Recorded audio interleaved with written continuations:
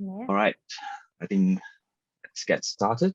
I think it's always good to have a healthy pool of participants joining our webinar. Welcome, everyone. Today, we'll be talking about the new Singapore transfer pricing guidelines and how it will change, how the changes impact you, right? So without further ado, let's make sure I can get my slides correct. All right, without further ado, I'll just take 1 minute of your time to introduce our firm.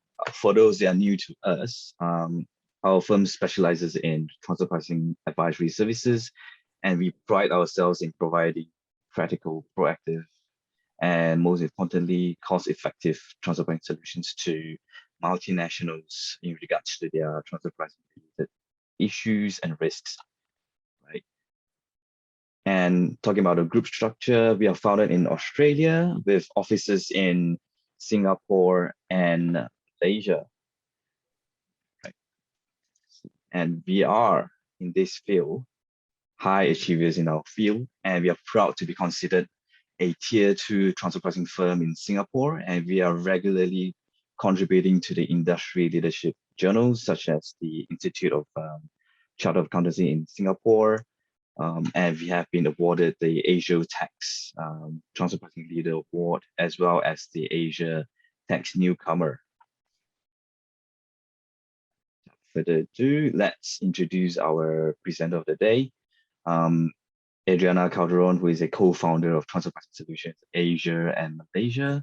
Adriana has more than 15 years of experience in transfer pricing and international tax advisory. We are actually very fortunate to have Adriana with us today, as she is a prominent trainer for the Institute of Singapore Chartered Accountancy, as well as the Singapore Institute of the Accredited Tax Professionals. And also, she is also an associated lecturer at the Singapore Institute of Technology. Right. With that, myself, today, I am the moderator for today. I'm Hong Chuan Tan, and the director of the Transfer Pricing Solutions Malaysia with over 10 years of experience providing transfer pricing advice to multinationals across Asia and Asia Pacific region. And enough about me, let us get started with the topic of the day, which is the updated TP guidelines in Singapore. Right, I'm sure you guys are eager to know what are the changes that has occurred in this new TP guidelines. Right. So let me get started with the key changes before Adriana will go through in detail on the respective key changes later on. Right. As you can see, the first one is TP methods. Secondly, will be the introduction of the new TP penalties. Then we have transaction disregarded. Also an interesting one is the financial transactions. And then we have an addition to the cost contribution arrangements. Next, we have arbitration for transfer pricing, as well as lastly, the transfer pricing audits that'll be in there as well. Without further ado, I'll pass it on to you, Adriana, to go through first the TP methods for Singapore TP guidelines. Thank you, Hong Chuan.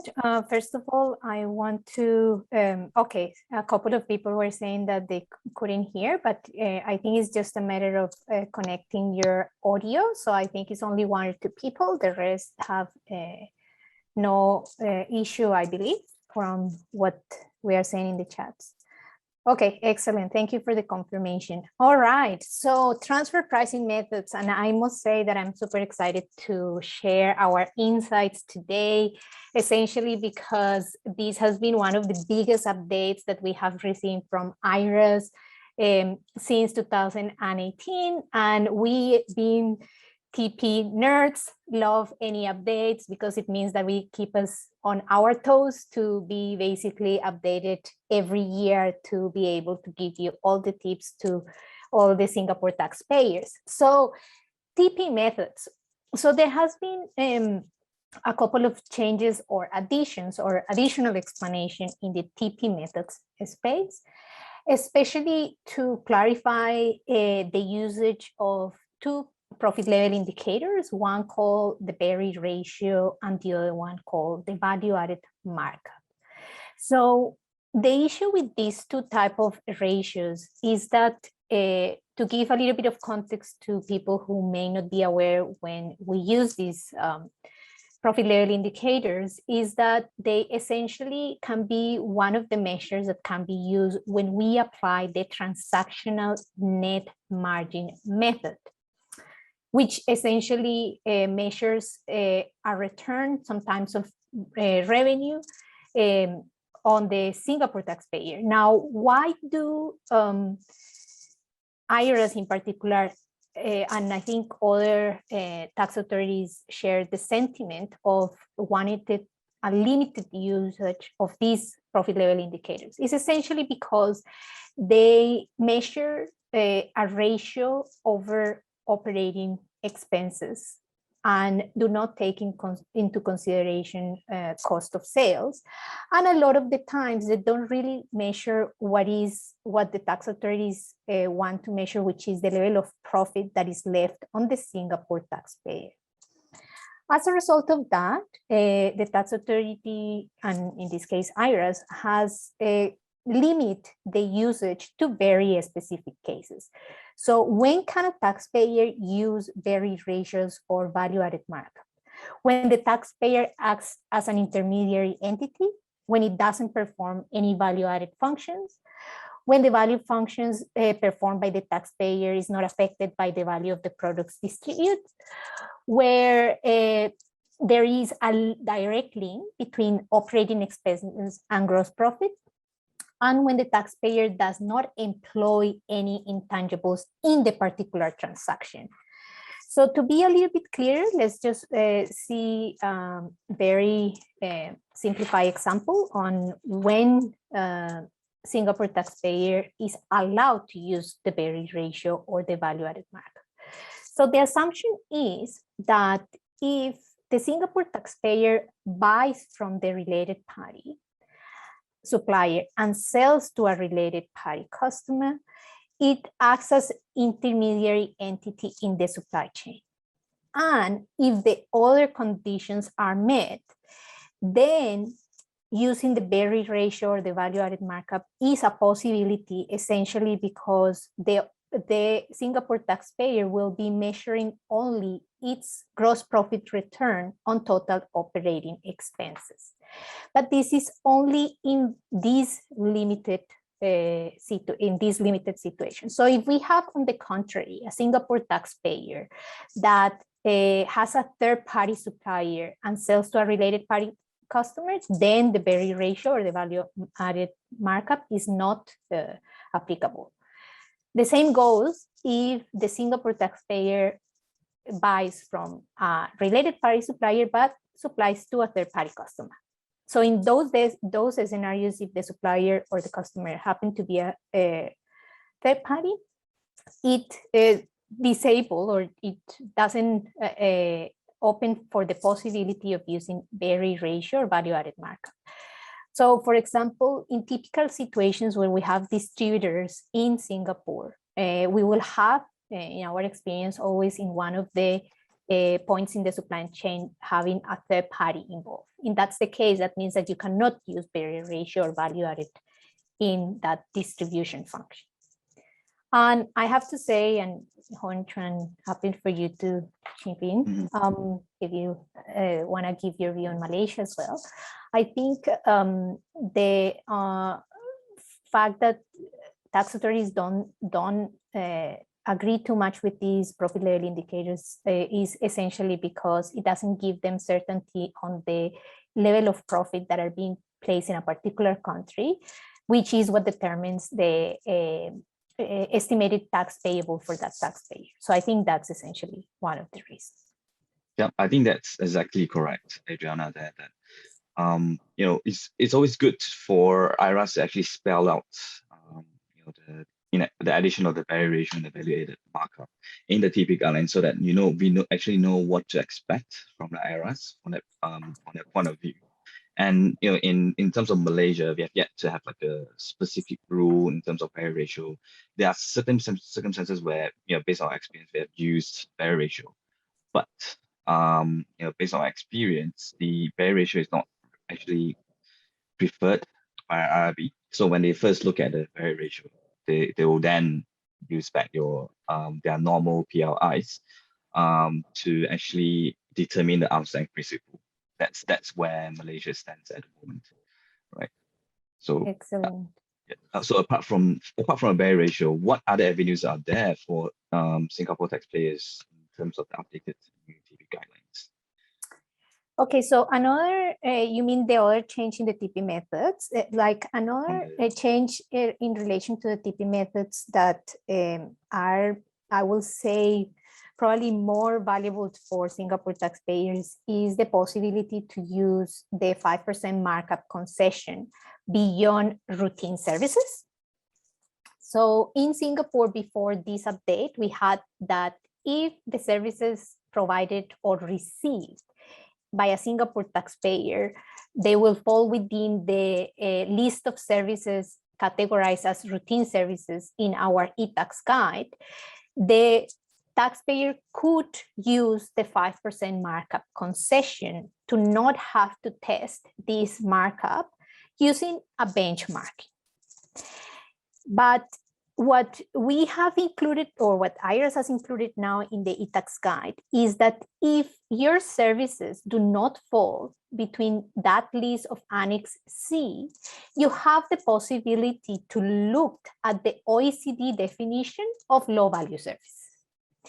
If your service falls within the definition of OECD low-value services, you can still use the 5% markup concession.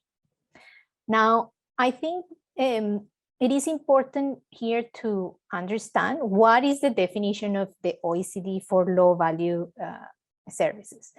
They are services that are supported in nature, not part of the core business, meaning not profit generated or contribute to the group's economically significant activities. They do not require the use of unique and valuable intangibles, do not lead to the creation of unique and valuable intangibles. It has little assumption control of significant risk by the service provider, do not give rise to the creation of significant risk for the service provider. Now, the OECD has a small list on what will be examples of not low value. And that includes R&D services, manufacturing services, sales, marketing, and distribution. So if the service is not defined or within the list of routine services and is not excluded under the OECD low value services, and it falls within this definition, then you have the option to use the 5% markup. Now, one thing that is important to understand is that the 5% markup concession is only a concession to not have to benchmark the markup externally. It doesn't mean the taxpayer in Singapore still has to look at ensuring that the activities provide a benefit for the recipient of the service.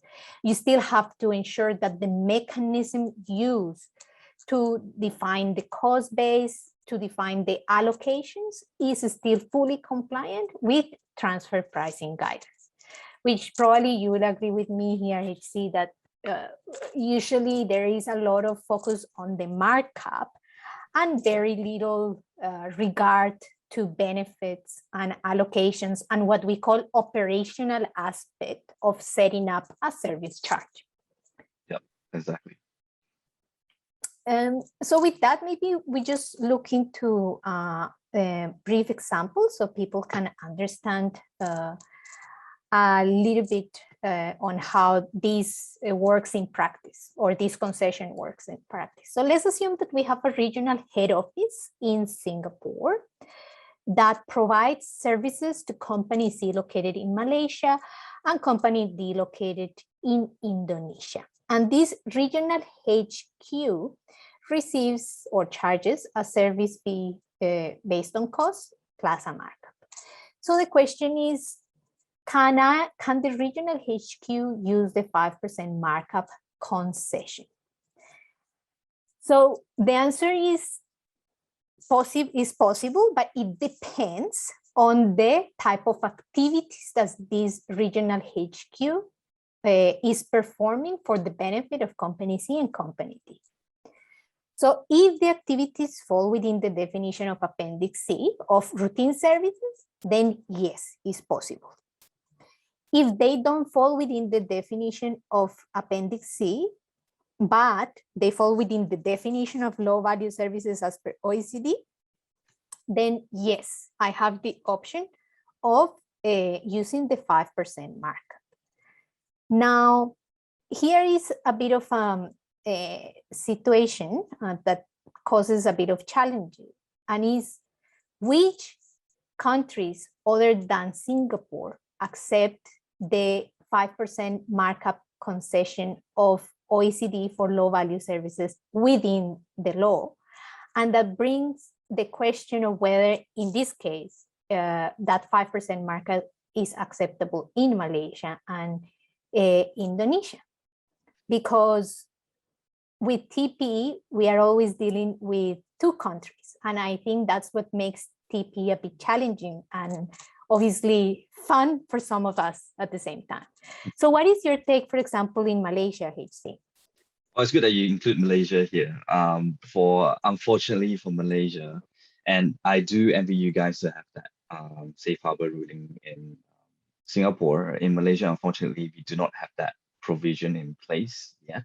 Hopefully they do follow the OECD guidelines and include that safe harbor 5% in there. But for now, it's actually not acceptable in Malaysia to actually just use another jurisdiction's law and deem it as arm's length, unfortunately. And you still need to actually go through an external benchmarking to make sure that that 5% actually falls within the arm's length interquartile range per se.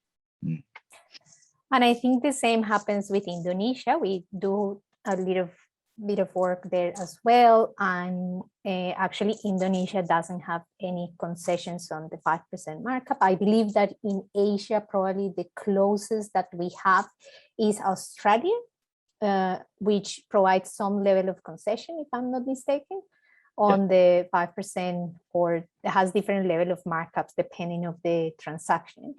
But other than that, then it's great and it's very welcome that Singapore has taken this step.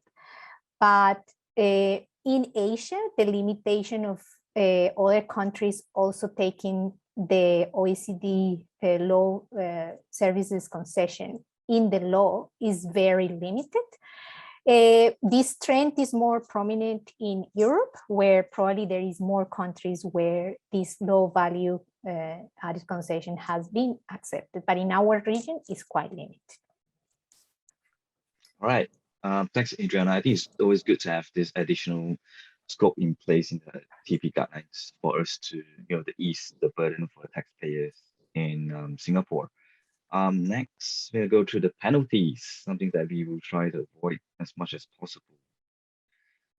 So I in my opinion, I welcome this change in the e-tax guide from IRAS, essentially because there is some additions in the TP penalties framework that has underneath the goal to recognize a good taxpayer behavior. So usually before this e-tax guide update, we used to have a situation where every transfer pricing adjustment was subject to 5% surcharge, right? Regardless of whether the taxpayer has good governance, TP documentation, or voluntarily come for an upward adjustment. This has changed, and now with this surcharge, 5% surcharge, IRAS can remit it if the taxpayer has transfer pricing documentation in place, if it has good governance, and if it's cooperative during the audit. And also, if the taxpayer comes and seeks a voluntary retrospective upward adjustment. Upward means to increase my assessable income because I want to increase my profit, then IRS is willing to recognize also the possibility to waive or remit the 5% surcharge, which is, I say, a welcome move from IRS. I think these are definitely a welcome move from IRAS. And well, I do hope that Malaysia follows through. Even though Malaysia do have a provision in place where if you have quality transfer pricing documentation in place, then you may escape that penalty as well. But that's yet to see. So thanks for that. Next, we'll go through disregard transaction. What does that mean by disregarding transactions? I have to say that the disregard transaction provision is the underdog of the transfer pricing provisions. Nevertheless, a dangerous underdog, I have to say, because what these really give the power to IRS is to look not only at the price, but also at the commercial rationale of the transaction. So what it means really is that if IRS is of the view that the transaction lacks commercial rationale because it doesn't make sense in the real world, and a third party would have taken a different approach on the transaction or decided not to enter into the transaction altogether, then IRS has the possibility to disregard the transaction. And that's where I always emphasize to taxpayers that it's so important to focus not only on the price, but also on the commercial rationale and commercial reason for a particular control transaction. This is where transfer pricing is about the price, but it's also about commercial rationale. So maybe we should change it to transfer pricing plus commercial rationale rather than transfer pricing on a standalone basis. Yeah. But let's just see the following example, which is probably one of the most recurrent issues that we may have in Singapore. So let's assume that a company, we have a Singapore taxpayer that extends to company A, and company A is a manufacturing company that received funds from Singapore taxpayer via an interest-free loan of 35 million. And let's assume that company A is able to borrow in the local market from a third-party bank, and the company is not in a startup phase. We have that under general tax rules, you cannot do a transfer pricing adjustment because there is not an income that is remitted. So in theory, there is not any mechanism to impute interest on this interest-free loan. But my concern has always been, how would IRS apply the possibility of disregarding the transaction altogether if it is of the view that this interest-free loan is more akin to a loan than to a quasi-equity position? And that's where I always have concerns and hesitation on interest-free loans that stand or are set up for a long period of time. And maybe at the beginning, it was a mechanism to help a subsidiary to commence the operations. But once that subsidiary is not in a startup phase and can sustain itself, whether it should be changed to an interest-bearing loan. And if not done, whether IRS could really see this as a transaction that doesn't make commercial sense once company A has the ability to borrow and the ability to pay interest. So this is something that I always ask for or suggest a word of caution here, and better to just always relook and see if there is a long-standing interest-free positions and they need to be changed. But obviously, this is not the only scenario that the disregard can happen. It's probably one of the most recurring issues that we see in Singapore, but this can equally apply to, say, for example, if a Singapore taxpayer is paying a service charge and the service provider happens to be a company in BVI or Cayman Island, and then if Singapore taxpayer or IRAS reviews that service and asks the taxpayer, well, who is the provider of the service in BVI? How many employees do you have in BVI? And then if there is no substance, equally, the IRS could disregard that transaction. That's interesting, which actually leads to our next topic, the financial transactions that are actually newly introduced in the TP guidelines. Yeah, so this is actually another welcome change from IRS, in the sense that IRS was catching up to implement the financial transactions report that was issued by the OECD, I believe in 2020, if I'm not mistaken. So this chapter from the OECD is extremely important for Singapore because we are a financial hub. And it was welcome to have a little bit more explanation on how to approach other transactions different to intercompany loans. So our prior chapter was about intercompany loans. Now it's called financial transactions. And it has probably two key additions. First of all, we have a clear definition of how to establish whether an instrument is debt or equity, which we didn't have before. And it provides a guide on how to perform transfer pricing analysis for other financial transactions, such as cash pooling, hedging, financial guarantees, and captive insurance. Right. I think it is worth going through some of the general considerations and general approach on financial transactions. So one of the things that we have to keep in mind is that loans and financial transactions attracts a lot of tax authority attention. And one of the reasons is that it is very easy to set up a contract and do movement of funds without having much of substance. So that's why tax authorities will take a look at financial transactions and loans to make sure that any interest income or assessable income or any interest expense and deductions are also fully compliant, not only for tax rules, but also for transfer pricing provisions.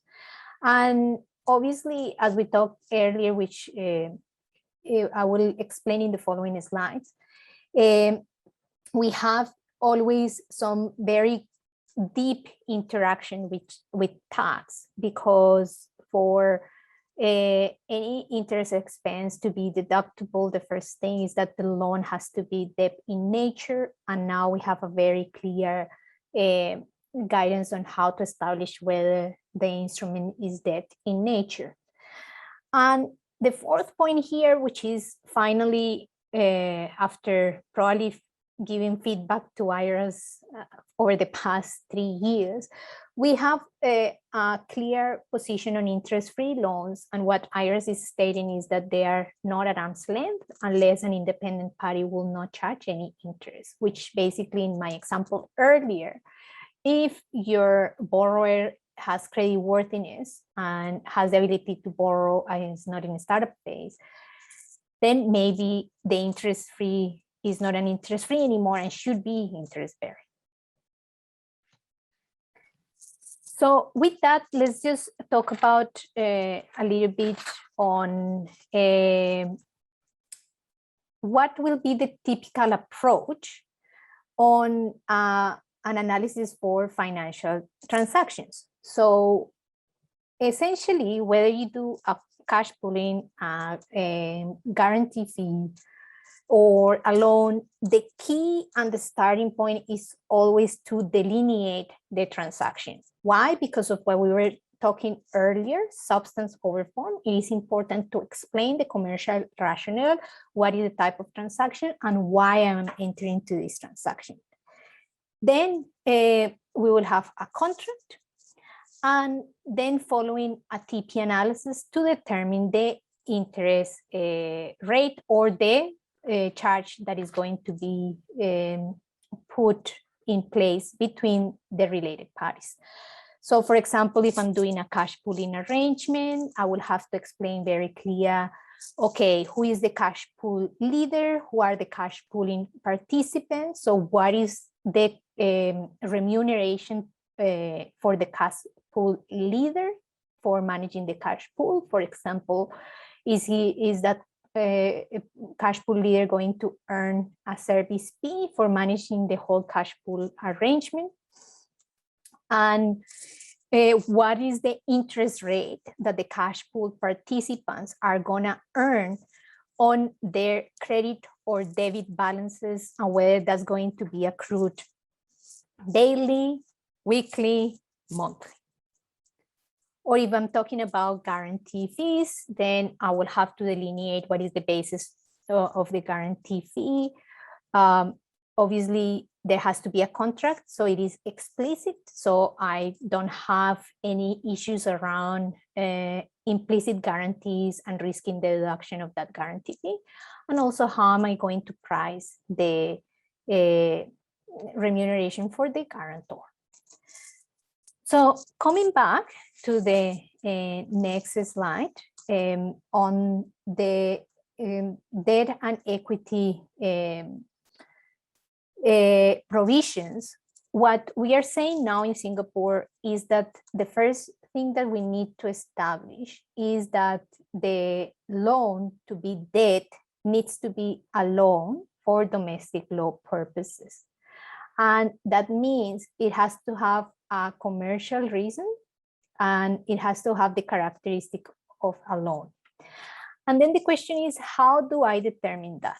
And I guess the key to all of this is the contract, which is in the following slide.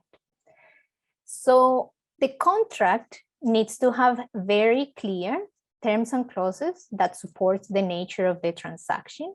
Before, you talked about the price being an arm's length. So the contract, and this is obviously based on our experience, the amount of times that we see the contracts being drafted poorly with clauses that give a lot of evidence that the loan may be more of an equity nature, which is why I will say that the contract we have to have as a minimum certain clauses, which we can see in the following slide. It comes down to the features of the contract. It's not only about calling the contract loan and then I forget about it. There has to be some specific features that the debt instrument is debt and not equity. So I have to have the presence of a fixed repayment date, the purpose of the debt, the existence of financial covenants and securities, the status of the funder and comparison with corporate creditors, the right to enforce payment of principal and interest, obligations to pay interest, and what is the consequence if the borrower fails to repay. Because otherwise, if we don't have as a minimum some normal market features of debt, I will say that usually the loan starts smelling a lot like equity, and then it can bring issues. So I will want to emphasize on this point because in my experience, prior to this update, there was a lot of focus on the price and how do I set up the interest rate, and is the interest rate an arm's length? But very seldom will someone ask, okay, is my contract fully compliant with transfer pricing provisions? And actually a worst case scenario is when the loan has already been set up, the contract is already in place, and then we start looking at the contract, and essentially it says that the borrower can pay whenever they feel like it, whenever they have profit, and there is not a very clear obligation to pay the capital and the interest. And I think another point here is that this is not a trend only in Singapore. I think Singapore is catching up. The necessity to first establish whether the instrument is debt of equity is something that was long overdue in Singapore. Provisions on debt versus equity rules have always been in place in most countries, in Europe, in the US, in Australia. So I think in this point, Singapore is catching up a bit, which is good because then there is more consistency with the region trend and the worldwide trends on transfer pricing. Yeah. Thanks, Adriana. As you can see, I think all these changes that we have gone through earlier, we can see a pattern where they are also slowly following the OECD guidelines to make sure that they are in line with the world TP guidelines to ensure consistency between both jurisdictions and making sure that the recognition of those transactions are consistent, right? And I guess the next topic, which is a new introduction as well, which is the cost contribution arrangement, where previously it wasn't in the guidelines. Yes, so cost contribution arrangements, they have existed for, I think, quite some time in the world of transfer pricing. I believe in the OECD, the cost contribution arrangement chapter has been since 2010, if I'm not mistaken. Yeah. And again, I think with this one, Singapore is catching up, which is a welcome move. But first of all, it's good to understand what is a cost contribution arrangement, which is basically a contractual arrangement between related parties to share the contribution and risk involved in the joint development, production, or obtaining of intangibles, tangible assets, or services.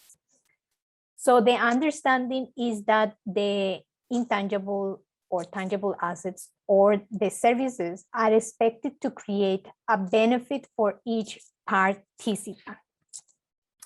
So IRAS has explained kind of like what are the 5 key features of the CCA or the cost contribution arrangement, which are critical to be able to delineate whether, again, in substance, the agreement is a CCA or not. So feature number 1 is there has to be a contract, a contractual arrangement. It cannot be like a verbal agreement. It has to be put in a contract. There has to be mutual benefit, and this is fundamental. All participants have to share in the, or have to have a share in the overall contribution of the CCA. All participants have to share the risk associated with achieving the outcome, and all participants exploit the outcome of the CCA. So we will see it in the following example a little bit clearer, but essentially what is a CCA? Is the possibility of more than one member of a multinational group to get together and join forces to build something or to provide mutual services. Build something in the form of an intangible, which is one of the most common scenarios of cost contribution arrangement, or a physical asset, or to provide services to each other. So in this example, we have Singapore Regional Head Office has an R&D team, has a head count of 10 employees. Obviously, I'm giving here fictitious number, a cost of 5,000 SGD. And we have a US regional HQ that has an R&D team, and the head count is about 5 people, and the cost is 3,000. So SG and US can join forces in the form of a cost contribution arrangement to develop as an IP, a product, which is in the form of a software as a service. So they can do that and basically enter into a cost contribution agreement. What it means is that at the end of the developing of the software product, or at least version 1, both Singapore and US will co-own the IP and co-earn the benefit to exploit that product. So the IRAS has established the 4-step process, like we do in transfer pricing. Everything is steps to determine whether the CCA can exist and how can it be set up. So step number 1 is to determine the participants in the CCA. Step number 2 will be determine the participants' shares of expected benefits from the CCA. Step 3, determine the arm's length value of each participant's contributions to the CCA, and determine the allocation of the CCA contributions to each participant according to its share of expected benefit. So this can be slightly complicated in the sense that obviously the CCA is something that the multinational group has to plan for, I will say, a 5-year plan at a minimum, because you have to potentially, if you do it since the version 1 of the software, meaning before versions from scratch, you can have then the contribution that is done for creating version 1 of the software. And then once the software enters into exploitation, which is fully usable and sellable, then how are you going to split the revenue and profit associated with that exploitation? And I think one thing that I think everyone should be wary of is that IRAS has some language that in step 3, that the contributions of the parties needs to be valued at arm's length. Now, why is this important? Because generally what I have observed in practice is that in the cost contribution agreement, the parties may decide that at the initial stage, they are going to share the cost at cost with no markup until the product is fully developed. And what IRAS is saying, we will only allow that if you can prove me that other entities are valuing these contributions also at cost. If not, I will expect that a markup is also in place. I find that comment to be something to be very mindful of, because in practice, what I have seen is actually that the contribution value is only cost and not a markup. So it's important to keep this in mind, because it's not crystal clear whether after this e-tax guide, IRAS is willing to accept just payment of contribution at cost to the Singapore taxpayers. And if you do, you have to be very conscious and ready to explain why. But I think, to be honest, that this is also a good inclusion, given that Singapore is now incentivizing the development of technology in Singapore. So hopefully it will help to sort out transfer pricing issues for companies that are developing technology in Singapore.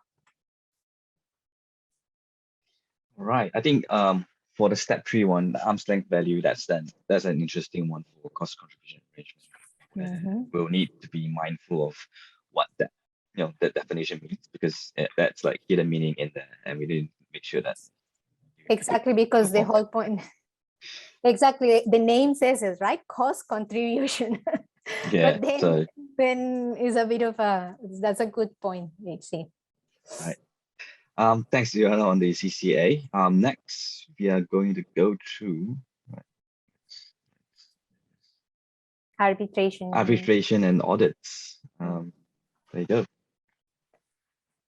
So I think two points here that are relevant. First is that we have now for the first time the option to have arbitration for transfer pricing document controversies between tax authorities, meaning IRAS and another tax authority. So if IRAS and the other tax authority doesn't reach an agreement during a mutual agreement procedure, they have the option to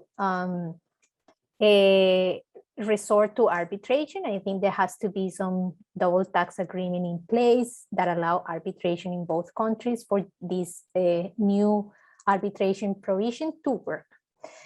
The second one, which is more important, is that now we don't have in Singapore transfer pricing risk reviews. We will only have audits to ensure compliance with the transfer pricing provisions. What this means is that the TPA or the transfer pricing audit can end up in a transfer pricing adjustment without having to go the step of first review, give the taxpayer a chance, and then review them again. There is no now two chances. It's only you either have it ready, and if we review you and you are not ready, then we can seek a transfer pricing adjustment, which is like a very strong change from IRAS. So they are definitely committed to ensure compliance with the arm's length principle. Now, it is important then to see what does IRAS verifies in an audit and what would be the purpose of the audit. So in an audit, essentially what IRAS will look is to verify the transfer pricing methods and its application to ensure that they agree with the methodology selected and the way in which the taxpayer has gone about it, about the testing or pricing is control transactions. The second thing will be to verify the adequacy of the transfer pricing documentation, and more important, whether that transfer pricing documentation is contemporaneous, which HC will talk about in the following slides about the requirement of dating the transfer pricing documentation. So what it means is that we can be certain that in the event of an audit, the tax authority will ask for the transfer pricing documentation and will double check what was the date of that transfer pricing documentation. And obviously it will look at the outcome of the transfer pricing analysis or study to make sure whether what was the conclusion on the economic analysis and the price of the control transaction. So it is important to keep this in mind, because with this you will at least everyone who is present today and Singapore taxpayers can be ready for in the event of an audit, have all the documentation in place to be provided to IRAS, because generally the taxpayer will have to provide this information within 30 days and there is no room for extension. Right. So it's good to know what to expect so you can be audit ready. I think with the new, I guess the new wordings on no more TP risks review, that technically reduces the time that we can drag on with the IRAS and then to go straight to audit, which is pretty scary. But I guess the more important to have that TP documentation in place and ready, which I'm going to talk to you right now on. With all the changes in place, it would be good for us to actually refresh, your TP documentation requirements as per the Section 34F of the ITA, which is actually effective YA 2019. Right. So the first up is who must prepare. Taxpayers that meets two conditions: your gross revenue greater than your 10 million Singapore dollars, or if you have prepared TB documentation or your TB documentation actually required for your previous basis period, then you're still required to prepare for this income year. Next will be your exemptions. When your gross revenue is consistently below 10 million Sing dollars, or when you have specified transactions. This specified transaction will be similar to the old thresholds. There are no changes to the old thresholds, so that will still be for your exemption clauses. And then next would be what to prepare. As you know, I guess Singapore is a bit different, where your TP documentation will have your group level detail, which is similar to the OECD master file. And then obviously you have your entity level, which is similar to the OECD's local file requirements. And for CBC reporting, it's for certain taxpayers with thresholds as more than 1.1 billion Singapore dollars, right? So these are what to prepare. And then on updates, there's actually a very strong indication that mandatory update should be done annually, so that you're actually contemporaneous, so to speak, based on the TP guidelines. And for submission, you have your 30 days upon request. So that's still general as compared to Malaysia, where you have 14 days upon request. Lastly, of course, the important part, when to prepare, right? It should be prepared no later than by the time the tax return is filed, lodged, right? So as Adrian has mentioned earlier, the preparation of the date of time is actually compulsory and very important to make sure that it is prepared before your tax return is lodged. Any other comment there, Adriana? No, I think that's very clear and succinct. I think with the updates, my only comment is that in Singapore, again, we like to do everything differently. So we have what is called the option to do full updates or the option to do simplify updates. One thing that people keep asking is like, can I just don't look at it for 3 years? And that's a big misunderstanding in the sense that even if you do simplify, you still have to do a proper statement saying that you comply, and then that is all in accordance with the TP principles. So that's something to keep in mind. Right. I guess let's end this with key takeaways. Well, from your sessions earlier, I guess it's clear that the TP documentation this round will provide actually much better benefits now that you have the possibility of actually obtaining to remit that 5% surcharge. That's great. And then you have the possibility to actually seek up voluntary upward retrospective. The word retrospective adjustments there is very important. And that, you have no penalties on that. And then obviously you have non-compliance penalty, which is awesome. And lastly, I guess for you, Adriana. Yeah, I guess IRAS is actively conducting audits. We have seen a significant increase of audits over the past 2 to 3 years. And we have to keep in mind that, for example, a typical question that someone asked me is, okay, if I lodge the tax return, which now is going to be in 1 month's time, 30th of November, would IRAS ask me about my year-end 2020 right in January after they receive my tax return? Unfortunately, the answer to that is no, is not that fast. Usually the tax authorities are about 3 years behind. So this year we were looking at audits that are being conducted for 2018.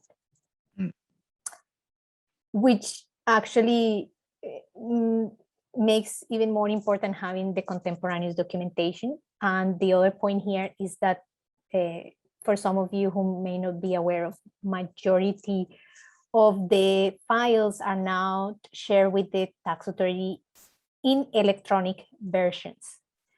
So that means that you have to really make sure that there is no anything there that says that you finished the documentation 1 day before they asked for it. So that's some things to keep in mind with this digital era. Everything is easy to and investigate. You can track back all the timing and the dates, everything to the minute and or to the second maybe. Yeah.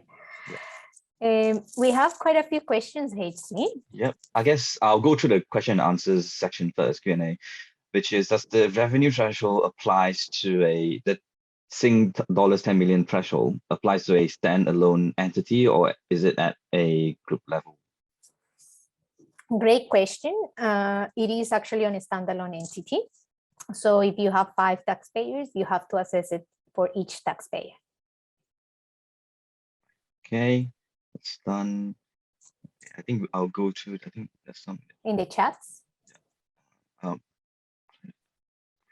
Okay, so TP audit is usually on seller to assess if the profit margin is within the arm's length purview, but will audit also be carried out on the buyer's side, where the cost of sales are being questioned and a cost down to be imposed by the IRB, I assume that's the Malaysian side, to reflect the expected cost of sales?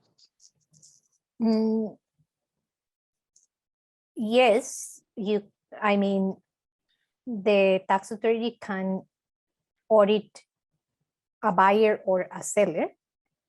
It's just that for the buyer, if you're buying, then they will try to question your income. Actually, no, if you're buying from related party, then they will be questioning your cost of sales. And if you are selling to related party, then they will be questioning your income, right? So will the audit also be carried on the buyer where the cost of sale being questioned? Yes. And cost down to be imposed by the IRB to reflect the expected cost of sales? Yes. So I guess, if I'm a buyer, yeah, you go. I was going to add on, maybe what I think what you're trying to say is maybe the seller was in Singapore and the buyer is in Malaysia. Does IRAS actually take into account on the Malaysian side of things and adjust it if I'm missing based on that statement? Actually, that's the problem with transfer pricing, right? Like, for example, if I'm the seller in Singapore and I'm getting and I'm paying, so I'm buying Malaysia. from Malaysia, right? Yeah. Malaysia is selling to me. So if I'm buying at a lower price, that means that I'm going to have a higher profit margin in Singapore. Then IRB can challenge me.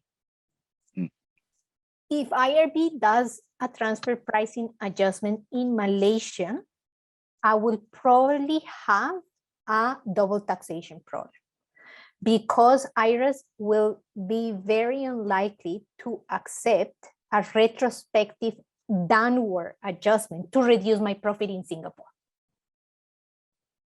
And they have said it openly. We are willing to do retrospective adjustments to do upwards, but not downwards. We are very skeptical on downwards. Yeah. So in that scenario, if IRB was to increase the price to Singapore, then you will have a double taxation problem, because you won't be able to do any amendments possibly on the tax return in Singapore. Which probably comes to the other question, which is, if the industry margin is 10% and the company profit margin is 15%, which one will prevail in the TP setting, be the paper or the manufacturing contract? If the industry profit margin is 10% and the company profit margin is 15%, so I'm above my industry margin, which one will prevail in the TP set? The TP paper or the manufacturing contract? So I'm guessing that in the contract you agreed that it was, there is different ways in which I can interpret this question. Yeah. So if my company profit margin in Singapore is above the industry margin, in theory, IRAS will not try to do a downward adjustment to decrease your profit to 10%, right? But if I agreed in the contract that it was 15% and my industry is showing that is now 10%, if I do proper planning, then I should be reducing that 15% to 10% because what the industry is saying is that it's 10%, not 15. Then I will have to update my contract. Yeah. Do you have any point here? Yeah, I guess it's more on, I think we've discussed in webinar where true up, true down, year-end adjustments. It depends on what you have put inside the contract. Is it based on benchmarking studies? Is there in your manufacturing contract, did you specifically say what that percentage is? Because industry profit margin can vary every year, right? You can just put 10% and then you get to change your contract every year. And then your actual profit margin is 15%. So in theory, if you're talking about Singapore's perspective, the TP documentation will be testing at 15%. And that if you didn't perform any true down to the 10%, that's still fine because you're still above that 10%. And for IRA's point of view, you're paying more taxes for them. So they will not have any issues with your 15%, so to speak, right? So that's where the argument is. Are you arguing that IRAS is going to come to you whether you are 15% or not? And our opinion is that they would definitely not come to you if you're above that industry profit margin. But having said that, then you have to relook at the other side of the TP, right? Which is, Malaysia, what other jurisdictions where they would have suffered lower profit margin. Then you have to see whether you have to reassess your TP policy on that scenario. Yeah. There is a couple of other questions in the chat. One is, TP has to be finalized or complete before the tax return filing, or just draft is still okay? In theory, it should be complete and final. As much as possible, it's good to avoid having to send other versions after the lodgement of the tax return, but to be balanced a bit. So that's in theory, but to give a bit of a balanced view. We haven't come across yet IRAS challenging a draft that was dated contemporaneous. So it remains to be seen how strict they are. You hope that they are reasonable. I mean, in the sense that if all you did was one change, but the overall structure was already approved and done and finished before the tax return, it's okay. Some taxpayers who have very good governance, they actually do every effort to finalize before filing the tax return, then filing the tax return. And there is a last question, which is a really good one. Are auditors concerned on TP when conduct audit? So a lot of taxpayers actually reply to us, oh, the auditors haven't bring it up, then why should I care? And I want to explain this in a very simple manner, because the obligation to keep compliance with tax and transfer pricing is not on the auditors, is on the director of the company. So if the auditors just review and make sure that the management accounts have been recorded as per the audit financial and as per the Singapore financial standards, right? But they do not have any obligation to raise TP. If anything, who has to raise TP is actually the tax agent, because they are the ones that have to make sure that if they are asking for or requesting deductions on tax side or assessable income, that if they are related to controlled transactions, they are correct. In my view, there is more responsibility on the tax agent than on the auditors. Nevertheless, the ultimate responsibility is on the director of the company, really. Oh. Because you have the last one if you want to take it. Yeah. Is it allowed for an after-sale repair cost back charge to HQ without a markup? As long as there is a service, in theory, a markup should be added. Having said that, if that after-sales service or repair is in the context of an additional service that you do as part of, buy sell deal or something like that, then maybe you have to understand it in this context. But in theory, yeah, you should go with a markup if there is a service. If the service not performed by the company. Okay, I assume that it was performed by the company or the Singapore taxpayer. Then if not, then no, because it's not performed by the entity. Yeah, because maybe we call it a strict pass-through cost, where your company is actually acting as an agent to pass through cost to the person that actually uses and benefited from the service. Yeah, correct. If it is a pass-through cost, then no. So it's okay not to do a markup. Yeah, it's okay not to do a markup. We can't advise on here yet, but you have to see the whole context. Yes. Make sure that that's correct. Yeah. All right, I think that sums it up. Thank you for everyone for joining our webinar. Do you want to, do you have any other things to close up before we end up the session? No, I think you can, if anyone has any questions, obviously we do transfer pricing documentation, master file, local documentation, regional documentation as well, transfer pricing contracts, benchmarkings, and we have access to global databases. Obviously, we have a YouTube channel. Please feel free to visit. We put a lot of videos about transfer pricing, and like us and subscribe. And I hope you find some of the content useful. We will probably restart our webinars in January or February next year, and here are our contacts. If you have any questions in the following slide, feel free to write us or follow in any of our social media channels. Yeah. And thanks everyone again for joining us today, and thank you for basically listening to us this afternoon. Yep. All right. Thank HC. Wonderful job. Thank you, Adriana. Thank you guys. And I guess there's a wrap.